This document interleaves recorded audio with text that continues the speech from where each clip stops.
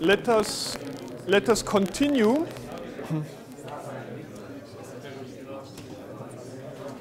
What I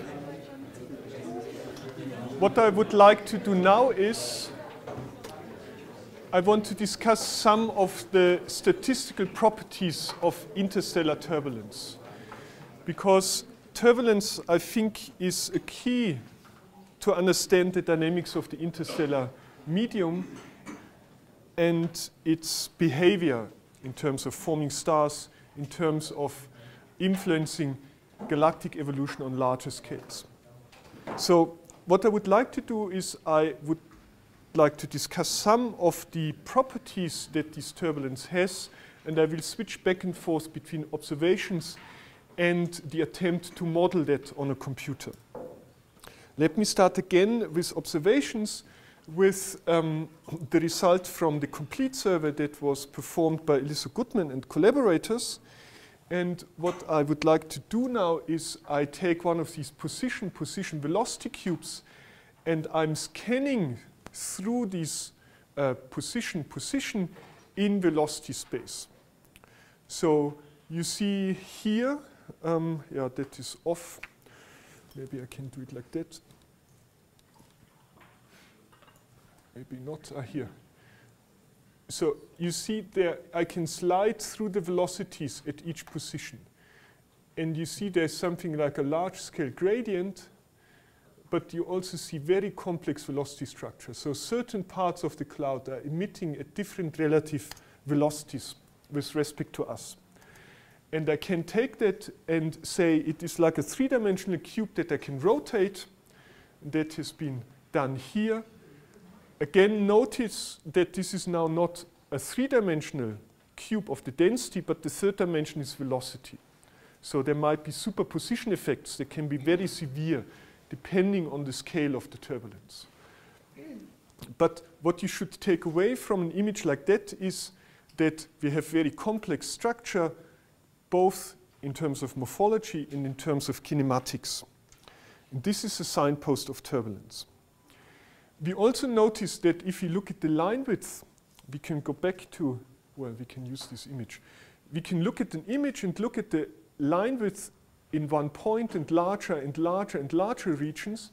And we see that if we are looking at large enough regions, typically above 0.1 parsec, then the velocities we see, the line width is considerably larger than the thermal broadening. We can measure the temperatures to 1020 Kelvin, which would correspond to 0.2 kilometers roughly. But what we measure is line widths that can be of order of 1 kilometer, 2 kilometers. So the velocities we see here are supersonic. And all the stuff we learned about shocks earlier today apply to such a region. So much of the complexity that we see in such a cloud is driven by the interaction of many, many shocks. We have a complex, intricate network of interacting shocks that drive the morphology and the kinematics of such an object. So how do we address that? We have already learned earlier today that if you look at the Navier-Stokes equation, here is Navier-Stokes equation again. These are the advection terms. This is the advection term. This is the evolution due to a pressure gradient. But then we have viscous forces. We have shear viscosity and bulk viscosity. Often this is neglected, and we take the shear viscosity, we divide it by the density so that we are just looking at the evolution of the velocity field. Then we see it depends on the pressure gradients and on the kinematic viscosity, which is defined like that, times some diffusion term of the velocity. So we have here an advection term, we have a diffusion term. And we can simply ask the question, which one dominates? And which one dominates on what scales? And the dimensionless number that tells me which one dominates is the Reynolds number. So it is the ratio of the advection term and the dissipation term. And what I do is I look at the typical size scale L, I measure the typical velocity on this scale. Think of the line width size relation. I measure on a certain pixel size the width of my lines. This gives me a velocity, and I divide it by the kinematic viscosity.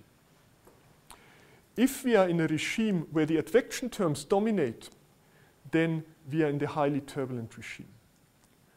So what happens is, in the classical picture, this is Taylor's turbulence, but also Kolmogorov, we have eddies that after one eddy turn over time break into smaller and smaller and smaller eddies, and eventually the size of the eddies is of the size of the mean free path of the molecules, and we have turned our ordered velocity, our bulk motion is described here, into random motion, into heat.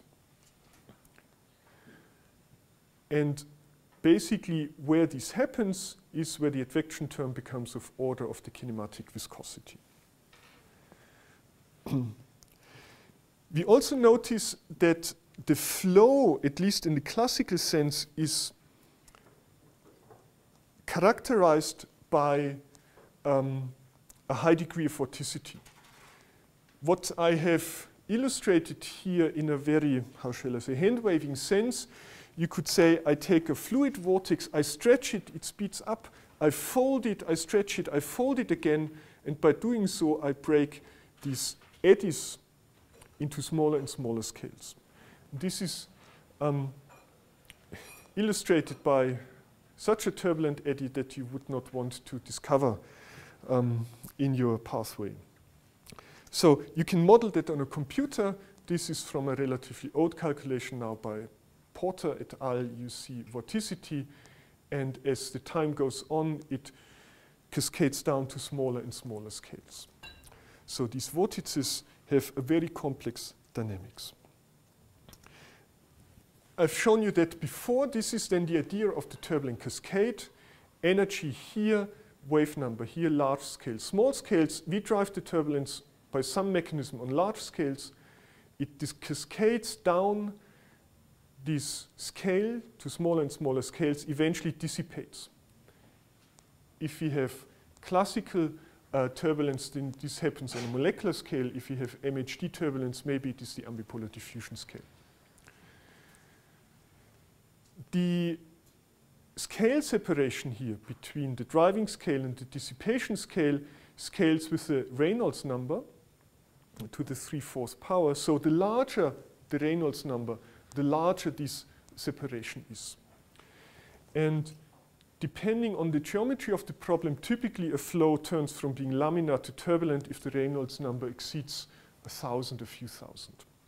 Again, you can do experiments in pipe flows, wind tunnels, etc., etc.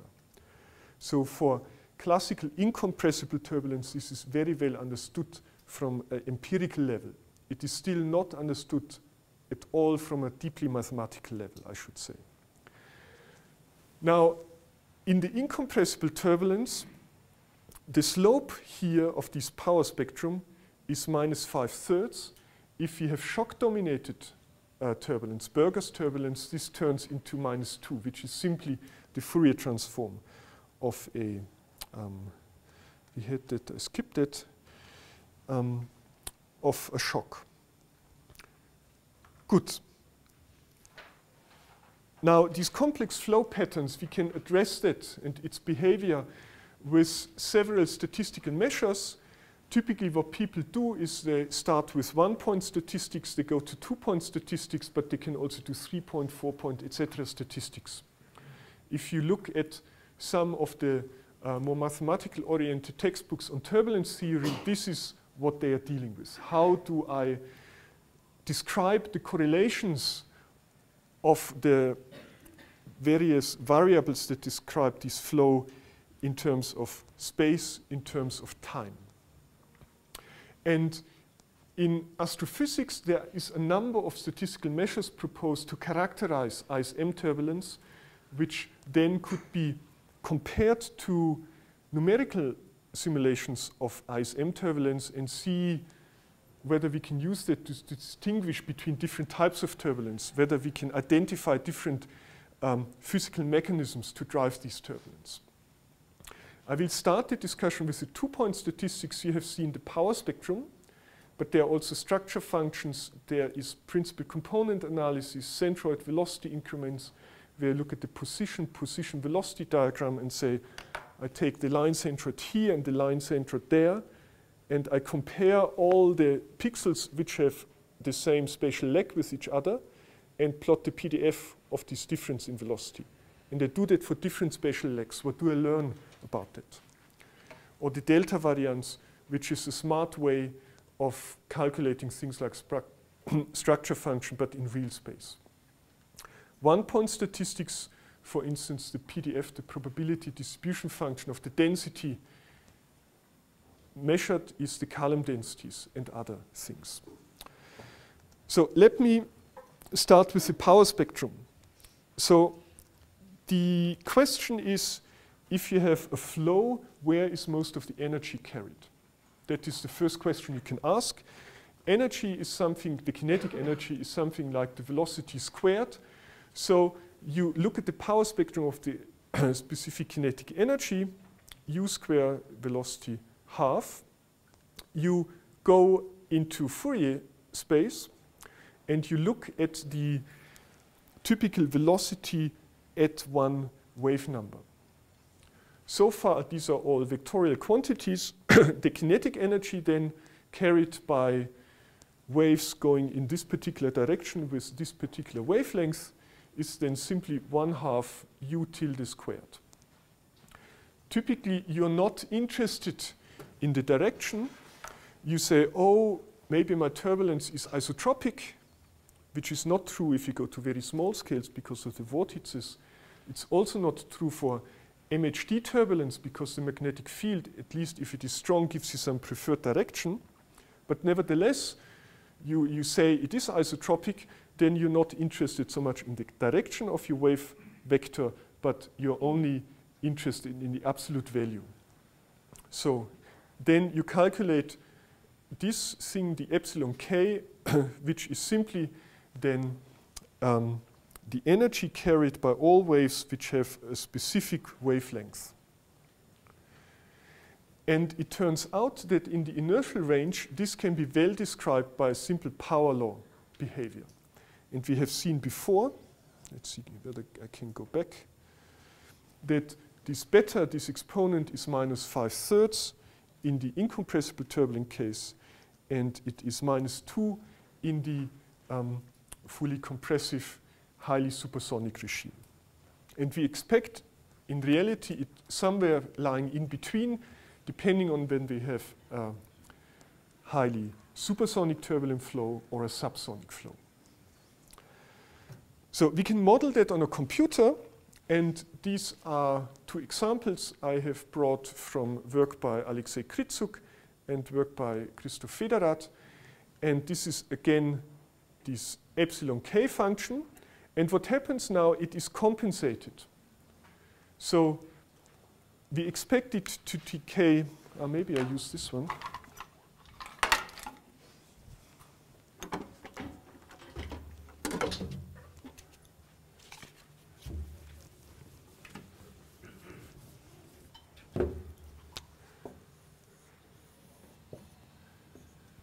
So log of the energy, log of the wave number, E of k is proportional to k to the -2 for Berger's turbulence or -5/3 for Kolmogorov. Oh, you can't read it. So that is Kolmogorov, and this is Berger's turbulence. But because slopes are often very difficult to measure if they are slopy, you tend to compensate for that, so you multiply that by k square. So you can make an E twiddle of k that is then proportional to k square times E of k. This is a compensated spectrum where you compensate for Berger's turbulence. And this is exactly what has happened here. And what Krytsuk has done, he has done calculations with different numerical resolution, and he has normalized all these curves to this point here. And you see that, first of all, it's not flat. So there is always some incompressibility in the flow. Typical spectra have a slope of minus 1.8-ish. Depends on the numerical scheme, depends on what you do to the flow. You also notice that if you have a resolution of 125 cube cells, then this is where you drive the turbulence. Is there a well-defined slope? Not sure. This is with 512. Maybe you can here start to see some slope. This is 1024 cube with fixed grid, and that is some AMR approach. And here you start to see some inertial range emerging. But you notice that the dissipation scale is large. And this dissipation scale goes over many, many, many cells. At least 30, 40 cells across, which you need to resolve turbulent eddies properly in grid-based codes. Similar in SPH-based codes. It decays even faster. So numerically, this is a huge problem because the inertial range, this is a calculation that Christoph Federath has done, again compensated spectra. The slope is a bit steeper or flatter here in this compensated spectrum. This is the power spectrum of the velocity. This is the power spectrum of the density. You can also look at density fluctuations alone. And what you notice is that the inertial range here that you can identify is very, very small. So you have a 1024 cube simulation. A few years ago, this is the best you can do. It would take forever to run. Now it's much faster. But your inertial range is minute. It goes from 2, 3, 4, 5 to maybe 15. 1 order of magnitude out of 2 to the whatever this is.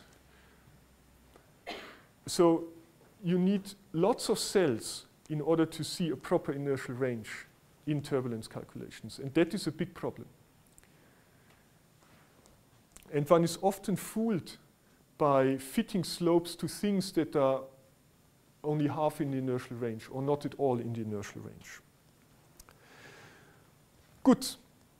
That is one of the caveats that need to be mentioned here. But let us now look how we can approach the problem differently. So this is a very simple model setup. What people are doing here numerically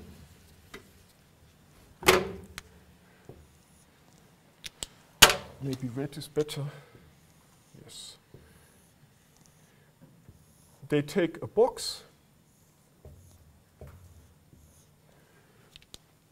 and this had before 1024 cube cells, and then they shake it with some kind of prescription to drive the turbulence. This is with periodic boundary conditions.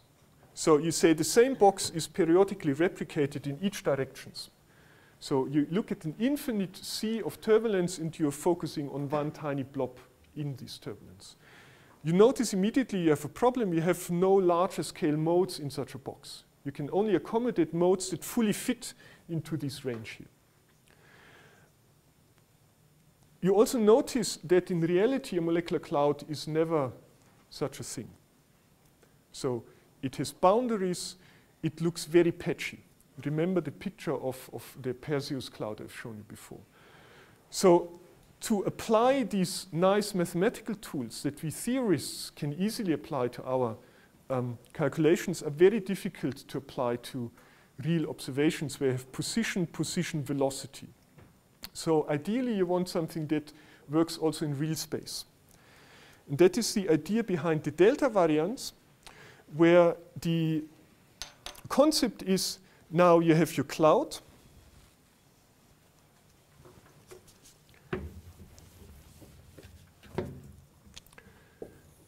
You have your cloud, it has some complex structure, and you're looking at this cloud with some kind of window function. Let's say I have a spherical window function that looks like a Mexican hat. I put this window function to this position, I put it here, I put it here. I vary the size of my window function, I make it very small and scan the thing. I make it very large and scan the thing again. So I have a window that I scan over my image and I register how much power I see inside my window function. So this is something like a wavelet transform that I'm doing here. Well, that was invented by the group by Stutzky et al. In Cologne. And so the delta variance looks like such a thing. You have here the density that is convolved in real space with this window function. This is a particular choice of window function that looks like that, a Mexican hat. At the outsides it goes negative, in the center it goes positive, and it is spherical symmetric. Here are your pixels, and you simply see how much density or logarithm of the density you have. You add it all up, you shift your window around, and you add these things up. So you can accommodate now very unevenly structured features. In addition, you can give certain weighting to the points. Let's say points where you have high signal to noise, like here in the center, you can give high statistical weights. Stuff at the outside where you hardly see anything above the noise. Maybe your exposure time was much shorter, maybe there's very little emission, you give less statistical weight. So that is a very smart way of doing things.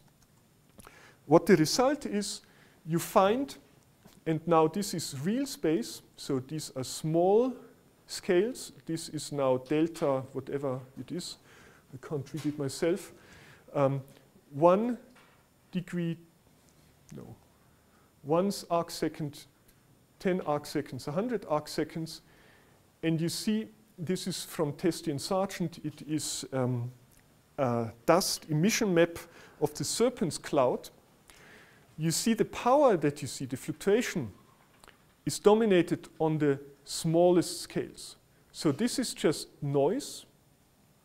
And this is, again, where you are running out of signal. So you only should look at this range here, and you see most of the power sits on large scale. It goes down and down as you go to larger and larger scales.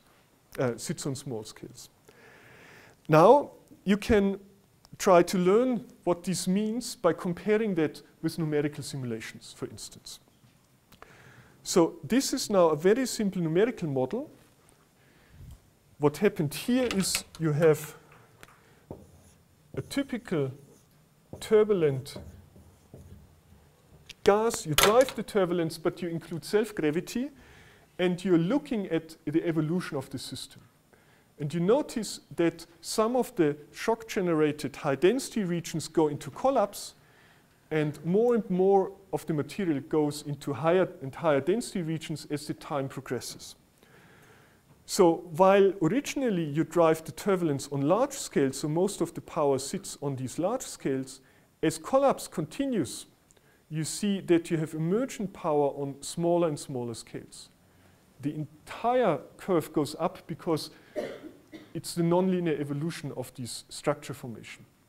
You get higher and higher density contrasts everywhere, so the power rises on ordered scales. But from something that is dominated by large-scale modes, it goes to something that is dominated by small-scale modes. So you learn something that probably this Serpens cloud was dominated by collapse, and indeed, if you look at the image, I don't have it with me, you see young stars forming there. There is a note that if you were to apply this delta variance to carbon monoxide, to CO emission, this is work by Bench et al. You see, again, this is, I have wiped out the scales. These are large scales. This is a zoom into smaller and smaller scales. And each of these maps has done or has obtained a delta variance analysis. And in each of these scales, you're dominated by the largest modes. These are, I think, arc seconds. These are arc minutes. So why is that? Why do I see the opposite of the Serpens cloud where I look at dust emission? The reason lies again in chemistry and radiative transfer. Here I look at carbon monoxide. Carbon monoxide is not excited at very low densities. It depletes on ices at very high densities. So it is only a good tracer in a range of, let's say, 10 to the 4-ish particles per cubic centimeters. So if you look at these maps, what you see is the tenuous gas that is surrounding the more dense protostellar cores. So you simply do not see these cores. That is an important caveat. You can easily be deceived. Just like in the image of Pernard 68 I've shown you, if you look at the wrong tracer and do not know what this tracer actually does. Good. Another thing people have looked at is now the centroid velocity increments. So this was a pure density thing, if you wish. What happens here is you can look at such a map and you say,